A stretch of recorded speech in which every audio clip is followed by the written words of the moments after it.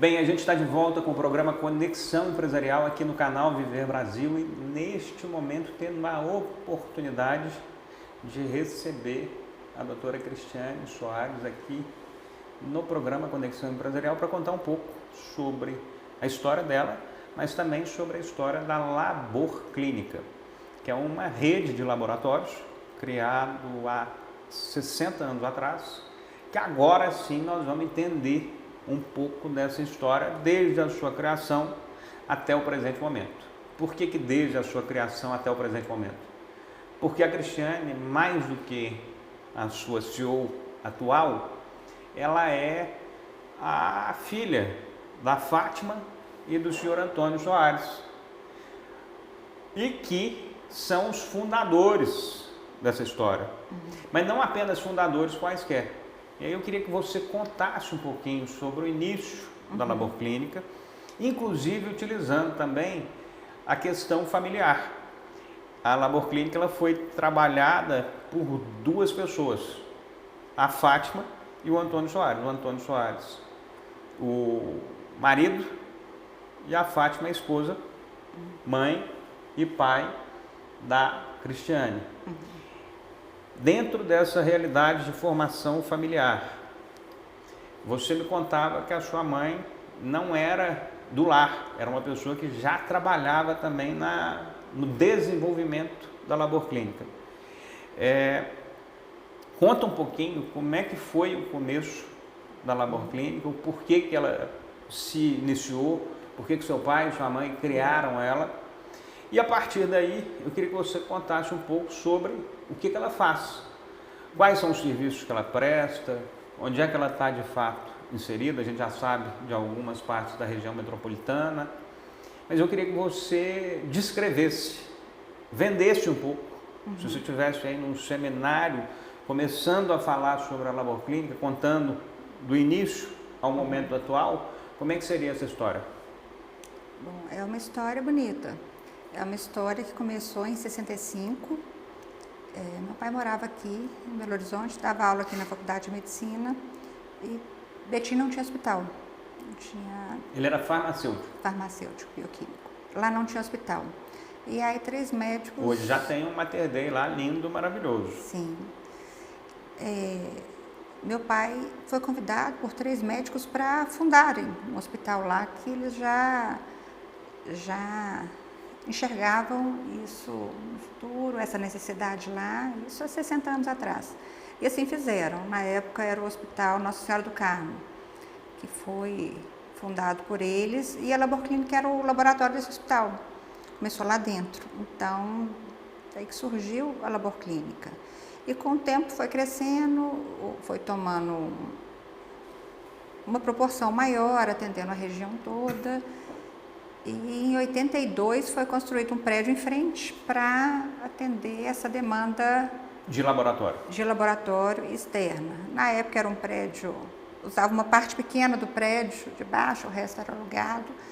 E aos poucos vai ocupando um andar, o de cima, os outros também. O espaço continuou pequeno, a gente teve que abrir unidades nas regionais de Betim, depois em Contagem, aqui em Belo Horizonte, em Brumadinho e agora em Mateus Leme, uma cidade próxima nossa lá. E nesses lugares todos você já tem unidades físicas? Todos eles são unidades de atendimento físicas. Convencional. Começa às 9 horas da manhã, 8 horas da manhã e vai até às 18, atendendo a todo tipo de exame. Tem algum tipo de exame específico ou é tudo que vocês fazem? São várias frentes. Tem a frente de atendimento em unidade mesmo, que aí lá chega o cliente que vai ser atendido por plano de saúde ou particular. Tem a frente de atendimento às empresas da região, de outras também.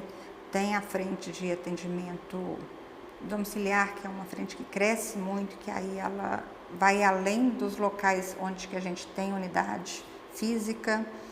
Tem a rede de atendimento virtual também, que cresce muito, que as pessoas hoje preferem ser atendidas com mais agilidade, não querem, muitas não optam por não ter que pegar um carro, estacionar, aguardar uma senha e ser atendido na hora e depois ser né, fazer a coleta e depois ir para casa. Muita gente prefere mandar isso tudo pelo WhatsApp e a gente já providencia autorização, tudo em casa, no momento escolhido, isso tudo já acontece. Então, é uma conveniência que antes era para quem precisava, hoje é para quem opta.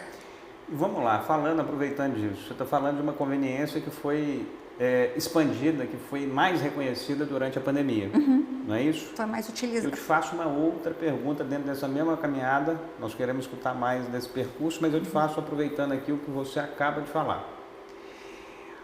E nós sabemos disso que está acontecendo, que está andando bem rapidamente.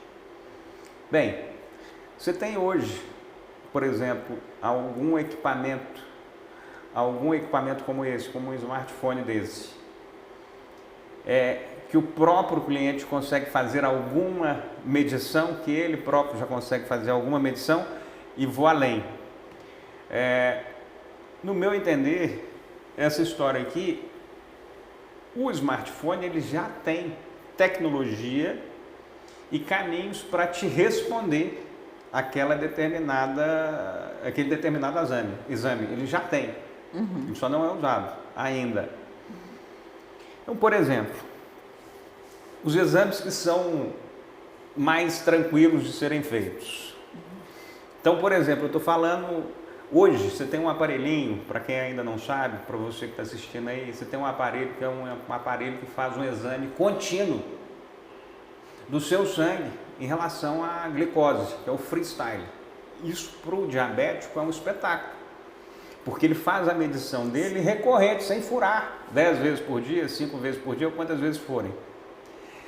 A minha pergunta é, esses exames... Tanto o que está associado a um ritmo de pressão, que aí tudo bem, não precisa, mas se o cara ali já consegue fazer um furinho aqui e colocar aqui no telefone, no aparelho, você enxerga que isso está perto de acontecer?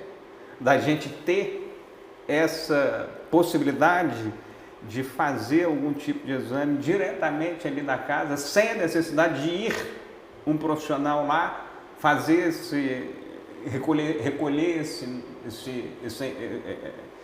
esse sangue ou xixi ou o que for? Eu acho que tem avançado muito. Não, eu estou falando aqui do xixi, né? Claro que esse vai resolver já. É só o aparelho ter algum tipo de percepção aí, eu não sei o que é, óbvio, tem lá no laboratório, mas tudo que tinha numa máquina de fotografia está dentro do telefone hoje. Sim. Então, essa pergunta que eu estou fazendo, eu acho que ela tem pertinência, né? Tem, excelente pergunta. Esse equipamento até, minha sobrinha Lara usa ele. O freestyle. E é sensacional. Usa não só esse medidor, né? Como também uma bomba que é acoplada, que em caso de alteração ele já dispara e já secreta insulina. Então é sensacional. Isso é uma qualidade de vida enorme, né? Está acabando com os principais problemas que o diabético tinha. Que era medir, agulhada toda hora. Então, essa sua sobrinha já não faz mais uso de agulha. Não. Ela implementou o chip lá e vai soltando. E vai soltando, né? Então, eu acho que são coisas que a gente tem que aderir. Estão vindo com muita segurança e eu acho que a gente está próximo de muita evolução. Tem muita coisa boa chegando, né? Hoje ainda, eu não acho que vai ser... O rápido é relativo, né? Vai ser rápido. Mas a gente não tem hoje, por exemplo, talvez pelo acesso, né, de custo ainda muito elevado, de preparo mesmo, porque, por exemplo, nos exames a maior parte de divergência de resultados tem a ver com a coleta, né, que a gente chama de pré-analítico. E o leigo, usando, ele, como ainda é uma novidade, tem essa dificuldade do ambiente ideal que o laboratório já tem, de como manusear aquilo. Então, isso traz uma insegurança. Você vê teste comprado em farmácia, né? O teste comprado em farmácia, ele feito em casa, a possibilidade de inadequação é muito grande, porque a pessoa também não é obrigada a saber como colher o exame, como fazer, como preparar, né? Então, por mais que venha escrito lá, nem sempre é fácil de assimilar e as pessoas não estão preparadas para isso. Mas é um caminho, é uma evolução e pode ser que chegue nesse ponto, sim. Hoje, na realidade nossa, hoje, ainda qualquer não coisa funciona. de pressão, você consegue já ter Pressão, essa entrega na hora, instantânea, Sim. para o próprio médico, para o próprio responsável por aquele cliente. Sim, nesses exames mais simples, eu acredito que não vai demorar, não. Outros mais complexos inviabiliza o fazer pelo preparo do ambiente, até da tecnologia, dos equipamentos que ainda não existem, eles portáteis ainda. Mas eu acho que isso é questão de tempo e está tudo avançando muito rápido. E a saúde tem uma demanda muito grande. É o foco de todo mundo, né? Sim. Todo mundo busca, então tem muito investimento na saúde. Eu acho que vem muita coisa boa sim por aí. Quais são os maiores obstáculos que o setor do laboratório, que a sua atividade tem, e o que você enxerga como principais pontos de avanço e de melhoria desse setor nos próximos anos? Como é o caso da própria tecnologia, da diminuição de tempo de dar uma resposta de um determinado exame. Isso aí eu sei que mudou absurdamente também. Absurdamente, né? Há um ponto forte, é a tecnologia que avança demais. Então, hoje, a quantidade de exames e a qualidade desses exames, a sensibilidade é uma coisa tremenda. Hoje, o que a gente consegue ver nos exames genéticos, o que a gente consegue ver de predisposição para uma infinidade de doenças, e você poder evitar isso é uma coisa que torço para que um dia seja assim acessível a todos, porque a prevenção ela custa menos e ela traz mais qualidade de vida. Então tem uma infinidade de exames que podem mudar a vida mesmo da pessoa. Se ela tiver essa informação antes e aí ela ajustar a vida dela, pode ser que ela não vai ter acione o gatilho para aquela doença genética que talvez ela venha acontecer por desconhecimento da pessoa, em não saber nem o que ela precisa evitar, o que ela precisa ajustar nos hábitos de vida dela para não disparar aquilo. Coisa sensacional, né? De desafio, eu vejo hoje tudo ainda importado. A gente ainda no Brasil, a gente não produz tudo que a gente precisa, então é tudo dolarizado. Então, esse desafio, ainda mais agora, recentemente, com essas novas tarifas, isso pode ter algum impacto, porque vem tudo de fora, até a agulha que a gente usa. Tudo? Tudo. Os reagentes, os insumos, vem tudo de fora. Esses aparelhos como é que chama? De segurança, né? As coisas que usam também para segurança, luva, essas coisas, também Luva até daqui, mas agulha, tubo, vem tudo de fora. Isso não para você, para o mercado brasileiro. Para o mercado. Então, isso é tudo dolarizado mesmo. Os controles, os equipamentos são todos importados. Então, isso tem um peso grande com essa estabilidade mundial, né, que a gente tem visto. Então, isso pode trazer algum impacto, sim.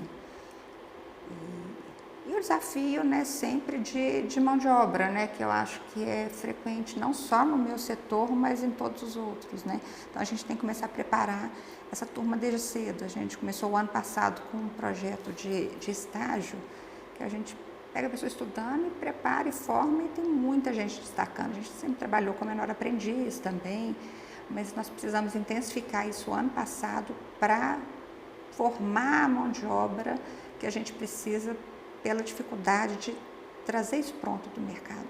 Quais são as principais mãos de obras especializadas que um laboratório usa?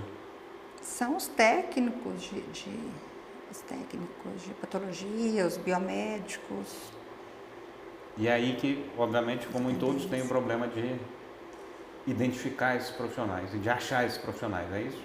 Isso, a gente tem uma seleção rigorosa e a gente montou esse sistema mesmo interno de treinamento, de qualificação para trazer a pessoa, enquanto ela ainda está na faculdade, enquanto ela está no curso técnico, para a gente já preparar para ter essa, que aí a pessoa cresce lá dentro também, conhece a nossa cultura, já multiplica essa cultura também e a gente consegue atingir o padrão que a gente precisa, que o diferencial nosso é a qualidade, tanto no atendimento quanto na execução dos exames. Desde o início é o nosso objetivo, nosso sempre fomos destacados pela qualidade. Então, é importante, muito importante para a gente manter isso em todas as etapas dos processos. Eu ia te perguntar, as principais referências que a gente tem no Brasil, ou a partir de Minas Gerais, a gente tem possivelmente a maior referência seja o Hermes Pardini, pelo tempo e pelo volume Sim. que alcançou ao longo do tempo. A gente ia em algumas reuniões lá eu tive o privilégio de ter alguns momentos com o Dr. Hermes Pardini, junto com o meu pai, lá na sede ali da rua Remorés.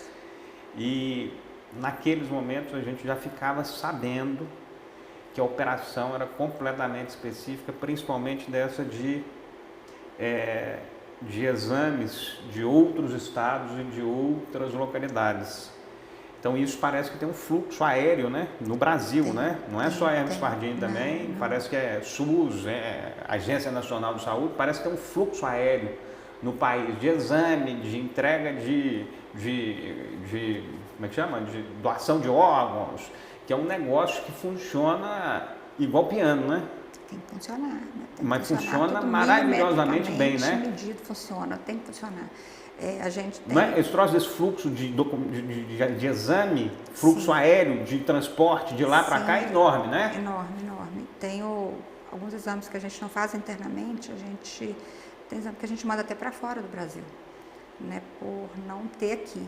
Então, tem esse fluxo, ele já descrito, rastreado, da hora que colhe a sua amostra, já vai com seu nome, já vai identificado, a gente já sabe a hora que vai chegar, quem que vai fazer, o que vai fazer, a previsão desse resultado, e tudo interligado, tudo interfaceado e tudo rastreado. Então, isso funciona muito bem. A gente atende prefeituras assim, a gente atende alguns laboratórios também, a gente já começou do ano passado para cá, nesse serviço também de apoio, né, de fazer exames para outros laboratórios que não têm aquele serviço, né? Com as vacinas também a gente intensificou, então isso tem crescido muito e ele é aéreo, né? Porque se for de carro não dá tempo, né? A estabilidade da amostra ela é curta. Qual que é o retrato da Labor Clínica hoje em relação ao setor de laboratórios em Belo Horizonte, Minas Gerais? Bom, a Labor Clínica ela é um dos primeiros laboratórios da região metropolitana. Ela foi pioneira em muita coisa. O Betim foi o primeiro laboratório, foi o primeiro hospital, foi o primeiro laboratório, o primeiro computador que chegou na cidade, foi lá também. A gente tem até os registros disso na época. Então ele sempre foi inovador, esse senhor Antônio? Foi. Você buscou inovação, além da prestação de serviço, buscava alternativas para destacar o negócio? Sim, ele sempre foi um conformado, no bom sentido, ele não queria ficar numa forma, ele buscava mais, ele queria sempre, nunca estava bom, ele queria sempre além, queria sempre inovar, sempre, até hoje ele é assim, até hoje ele instiga e cobra isso da gente. Isso foi desde o início. Então, a empresa foi crescendo nesse contexto e hoje eu acredito que seja um dos principais laboratórios aqui da região metropolitana. Porque você não tem vários laboratórios aí espalhados pela cidade com 20 unidades em Belo Horizonte ou na região metropolitana. Eu acredito que devam ser poucos. Não são muitos. São 5 em Betim, Contagem também. As outras cidades têm só um cada um.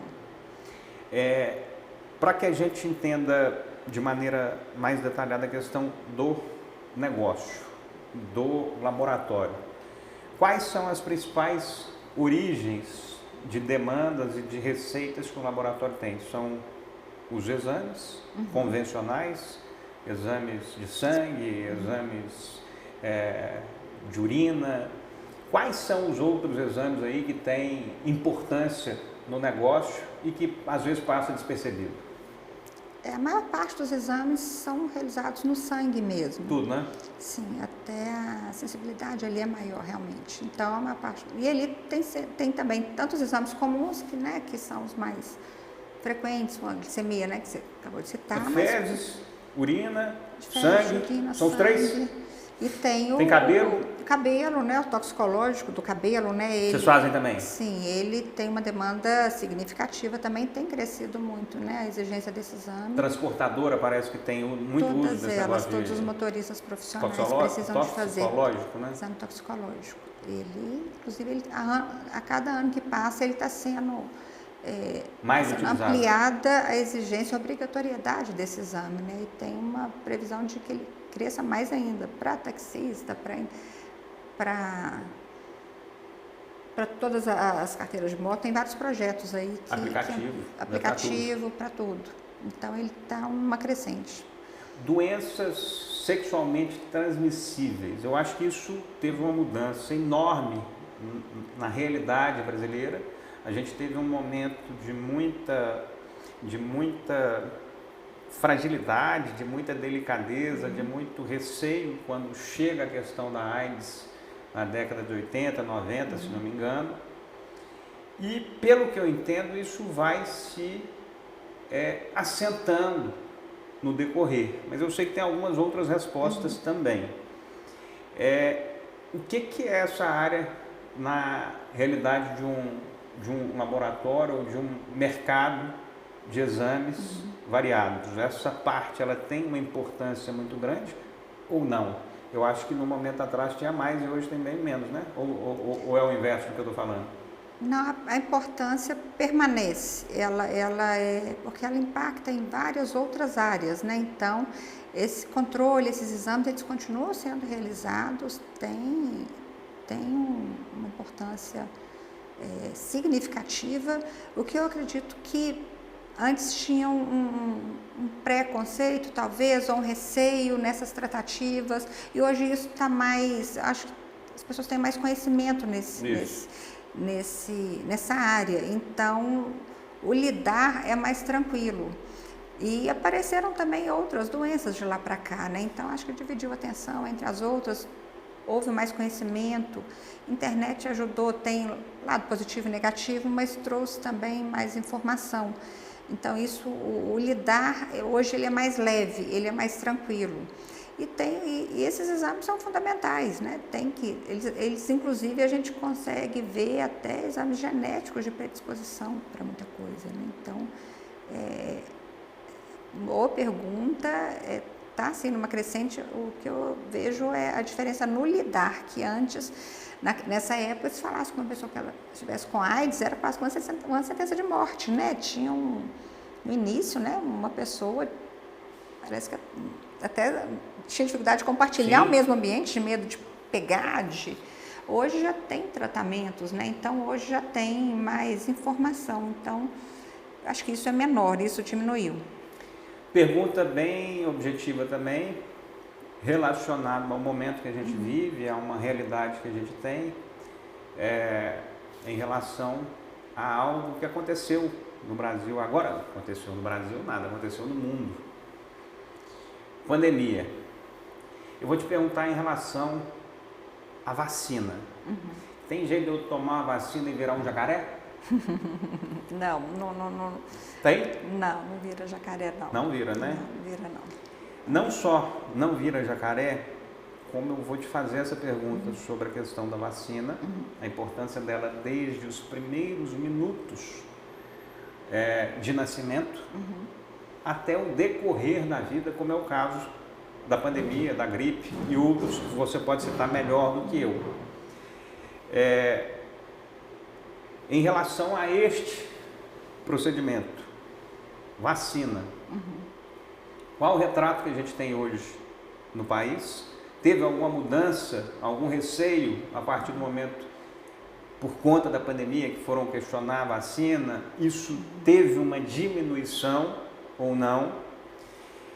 E eu estou fazendo essa pergunta também vinculada a um outro material que a gente construiu aqui recentemente, falando sobre uma situação extremamente específica, que é a paralisia cerebral, que eu acho que tem também solução nessas questões das vacinas, correto?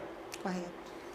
Fala para mim, se tomar a vacina vira jacaré, o que ela pode contribuir na sociedade como um todo a vacina ou as vacinas, desde aquelas vacinas que podem ajudar você a não ter problemas na sua infância e adolescência, até aquelas que podem brecar algum tipo de problema, como é o caso da gripe, ou outras que eu queria que você falasse sobre isso.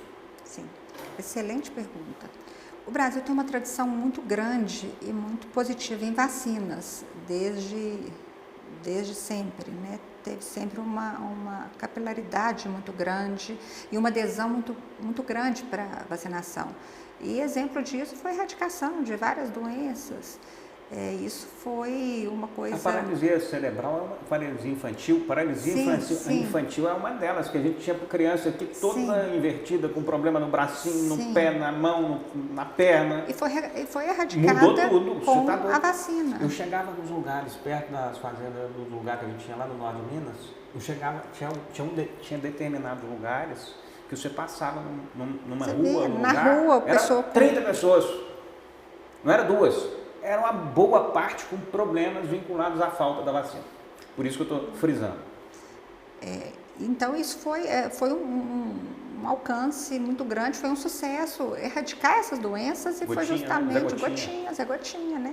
A vacina que todo mundo gostava, porque não doía, né? Hoje ela até é substituída pela injeção, hoje não é gotinha mais.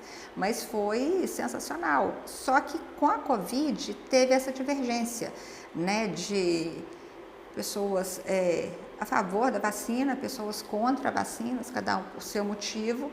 Isso gerou uma insegurança com as vacinas. Qual foi a consequência disso? Muitas pessoas deixaram de vacinar não apenas da Covid, mas de outras doenças que até então faziam parte da rotina, do calendário vacinal. Então teve a queda? Teve, enorme, teve. Então a gente tem um atraso, não sei se seria a palavra correta, na atualização do calendário vacinal das pessoas, não estou falando de Covid, das demais vacinas. Então, outras doenças que antes já estavam... praticamente encerradas, isso, não tinham quase elas. Poucos casos de doenças, isso começou a aumentar, porque a adesão reduziu. Por causa da Covid, muitas pessoas restringiram as outras vacinas. Tem outras vacinas que são muito importantes, né? Tem que retomar isso. E essa foi a transição da Covid e agora recentemente a gente ainda está tendo várias outras vacinas importantíssimas para o adulto e para a terceira idade, que eu tenho observado que não estão tendo essa rejeição que a Covid teve naquele momento. A vacina contra a Epzoster, né, que é um negócio, até hoje eu tomei, porque eu já tive. Parece que dói para valer, né? Não dói tanto assim. Não dói tanto assim. Mas tem gente que dói. É o furinho. O furinho, tem gente que fica com o vermelhidão. A pessoa que tem a herpes. Dói demais. Dói pra caramba esse negócio. Não tô falando a vacina, não. Tô falando o ter. Nossa, dói demais, mas dói demais. Eu tive nova, Dói o corpo todo, né? Tive no rosto inteiro. Quando eu tive meu primeiro filho, voltei para casa, ao hospital, da maternidade, do Vila da Serra, no outro dia, o rosto todo. Graças a Deus aqui não fica marca, né? Que senão eu ia virar um monstro. Fiquei toda deformada, toda inchada e dói muito. Na época ainda não tinha vacina. Mas assim que saiu, já tomei essa vacina e não tive mais nenhum caso, graças a Deus. Ou seja, vacina é para vacinar.